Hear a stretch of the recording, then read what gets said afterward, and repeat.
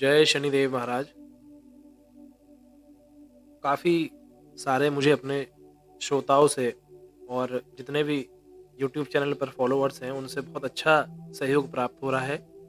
आप एक बार जो है चैनल को सब्सक्राइब ज़रूर कर लें, क्योंकि मुझे ये बार-बार सुनने को मिलता है कि वो वाली महादशा भी रह गई है बताने से, या फिर उस वाली महादशा में क्या हुआ।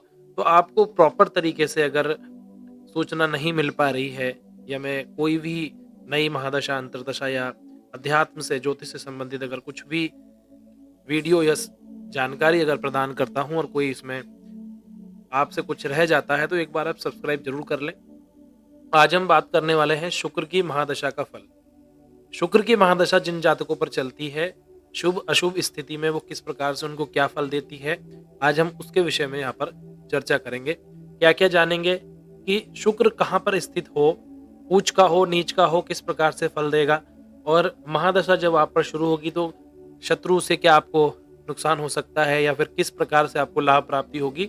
वो सब चर्चाएं जो है हम आज शुक्र की महादशा में पूरे विस्तार पूर्वक विस्तृत तरीके से यहाँ पर करेंगे। तो चलिए शुरू करते हैं। जैसा कि आप सभी लोग जानते हैं कि जो शुक्र ग्रह है वो नैसर्गिक शुभ ग्रह होकर भी काम और सुख का कारक माना जाता है। यदि जातक की कुंडली में शुक्र कारक होकर उच्च राशि का हो जाए, मूल त्रिकोण राशि में आ जाए, या सौ राशि का हो, या फिर मित्र राशि का हो, और केंद्र अथवा त्रिकोण में स्थित हो, तो अपनी दशा में वह सदैव काम सुख, भोग एवं ऐश्वर्य प्रदान करेगा।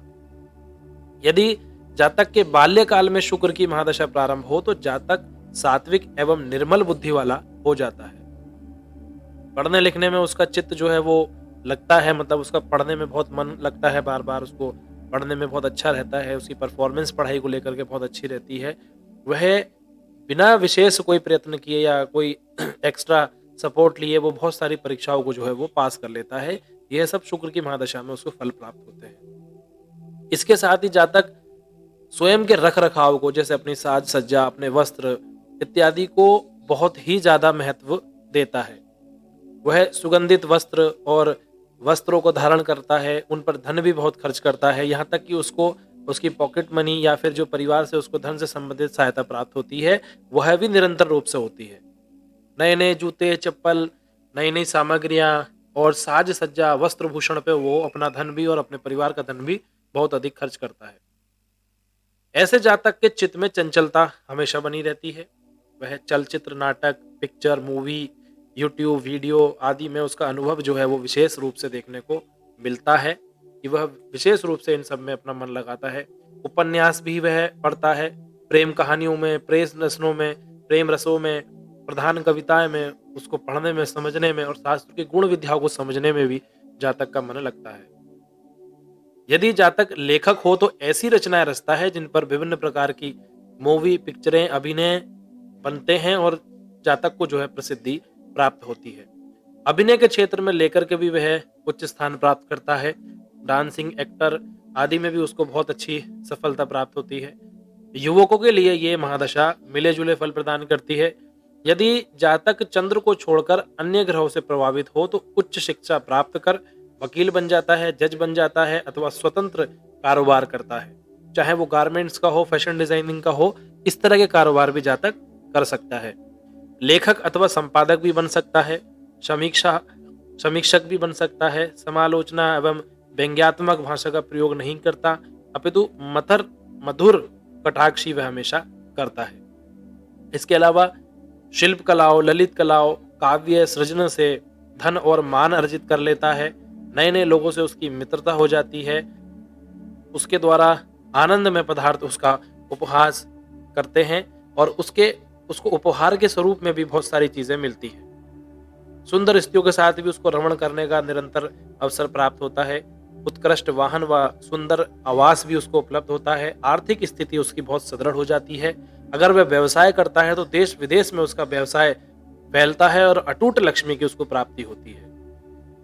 यदि जातक सुंदर भवनों का निर्माण करता है, उद्यान, बाग, बगीचे बनवाता है, उसके घर में मांगलिक कार्य होते हैं, कन्या रत्न की उसको प्राप्ति होती है, जिसमें उसका विवाह उत्सव और अन्य प्रकार की चीजें अगर होती है मंगल कार्य तो उसमें उसका धन जो है वो व्यय अधिक होता है। यदि जातक राजनीति में हो तो उसे मंत्री पद भी अवश्य मिलता है। विश्व की प्रत्येक विलासिता की वस्तु उसे सहज रूप से और सुजल तरीके से और सुलभ तरीके से प्राप्त होती है। इस दशा काल में काम वासना बहुत अधिक प्रबल हो जाती है और जातक धार्मिक कृत्यों को अधिक महत्व नहीं देता। उसकी आय के कई स्रोत होते हैं तो वह व्यय भी खुले हाथों से करता है, यानी कि खर्चा भी वो बहुत बड़ी संख्या में करता है। यदि जातक की कुंडली में शुक्र अकारक होकर नीच राशि का, शत्रु राशि का अथवा पाप मध्यत्व में हो या पापी ग्रहों से दुष्ट हो या युक्त हो तो उपरोक्त सभी फल जो मैंने अभी ऊपर बताए हैं इनका विरोधाभास जानना चाहिए। जातक दूसरों का उपकार करके भी घृणा का पात्र बनता है, ये शुक्र खराब होने की बहुत बड़ी निशानी है। उसकी काम वासना इतनी बढ़ जाती है कि वह अपनी वासना पूर्ति के लिए नैतिक अनैतिक सभी तरीके से संबंध बनाने का प्रयास करता है। अपने समाज में, अपने वर्ग में वो बदनाम होता है। भ्रष्ट स्त्रियों के संपर्क में आकर के अपना धन गंवाता है, अपना समय बर्बाद करता है। वह ऐसी स्त्रियों से संबंध रखता है जिनके अन्य पुरुषों से अत्यधिक संबंध हो। अगर स्वास्थ्य की बात करें तो उसको मधुमेह, चौपन दोष, इंद्रिय जनित रोगों का उसको दौरा लगा रहता है और वह उन लोगों से परेशान हो जाता है। यदि शुक्र मंगल से प्रभावित हो तो काम पीड़ा अधिक सताती है। जातक बलात्कार तक कर सकता है जिससे उसको राज्य के दंड प्राप्त होता है, यहां तक कि कारावास भी उसको हो सकता है। ऐसा जातक काम उठाव से ग्रस्त होकर अपनी जीवनी शक्ति को हार जाता है, पूरी तरह से उसका नाश कर देता है। रमण शक्ति भी उसकी खत्म हो जाती है, घर में कलह हो जाती है, स्त्री और बच्चे उसको छोड़ करके चले जाते हैं और उसकी दैनिक स्थिति बहुत ही शोचनीय बन जाती है। यदि शुक्र राहु से प्रभावित हो तो जातक मदिरा पान और दुनिया भर के नशे कर करके लीवर संबंधी रोग, क्षय संबंधी रोग पाल लेता है और अंततः मृत्यु को प्राप्त होता है। उसका कार्य व्यवसाय एकदम चौपट हो जाता है। यदि शुक्र उच्च राशि का हो, सप्तमेस्थ हो, लेकिन नवमांश में नीच का हो गया हो तो अपनी दशा में धनहानि, भाग्यहीनता, बांधव बंधुओं से वैर, स्त्री से वियोग तथा कलह आदि उसको प्रदान करवाता है। षष्ठ भाव में पापी शुक्र जातक को अनेक रोगों से पीड़ित करता है। जातक को प्रमेह, मूत्रकृच, आतशक, सुजाक, पामा जैसे जो मूत्र संबंधित या गुर्दे से संबंधित रोग हैं वह उस जातक को लग जाते हैं। इनकी चिकित्सा कराने में, उनका इलाज कराने में भी वह अत्यधिक धन जो है वो खर्च करता है, व्यय करता है, क्योंकि उसको ऐसे रोग लग जाते हैं जो इनके इलाज बहुत महंगे हैं। स्त्री का स्वास्थ्य, अगर उसकी स्त्री है तो वो निरंतर जो है वो क्षीण होता चला जाता है और अंत में एक समय ऐसा भी आ सकता है कि उस स्त्री का वियोग भोगना पड़े। आयु स्थान में होकर भी अशुभ शुक्र के फल अशुभ ही होते हैं, लेकिन उल्टा स्त्रियों अथवा भ्रष्ट कार्यों से थोड़े धन की प्राप्ति अवश्य उसको हो जाती है। व्यय स्थानगत शुक्र की दशा में जातक प्रवास अधिक करता है।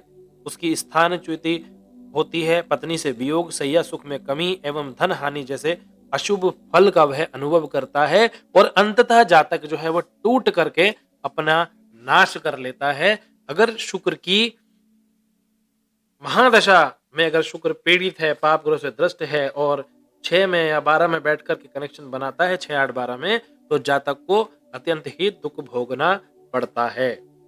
अब इसमें बात करते हैं कि अगर ये दुख आप भी इस महादशा में भोग रहे हैं तो आपको क्या करना चाहिए। सबसे पहला उपाय आप एक नोट कर लें, जब भी आपको शुक्र खराब लगे तो आप सफेद या नीले फूल लेकर के शुक्रवार की शाम 6 बजे के बाद किसी गंदे बहते नाले में प्रभावित करें और शुक्र के बीज मंत्र का जाप करें, ओम द्राम द्रीम द्रोम सह शुक्राय नमः। इसके अलावा दही, अगर आपको शुक्र से संबंधित कोई रोग है तो 1 चम्मच दही को पानी में डाल करके उसका स्नान करें, शुक्र यंत्र की पूजा करें, शुक्र यंत्र को धारण करें या फिर शुक्र यंत्र को लिख करके किसी बहते पानी में, नदी में प्रभावित करें, लेकिन अपने ऊपर से 7 बार उस यंत्र को उसारने के बाद ही उस यंत्र को प्रभावित करें। इससे तत्काल रूप से ही शुक्र के जो भी आपको अयोग्य या फिर जो बुरे फल प्राप्त हो रहे हैं वो तुरंत ही नष्ट हो जाते हैं। तो इसी के साथ ही मैं अपनी वाणी को विराम देता हूं। जय शनिदेव महाराज।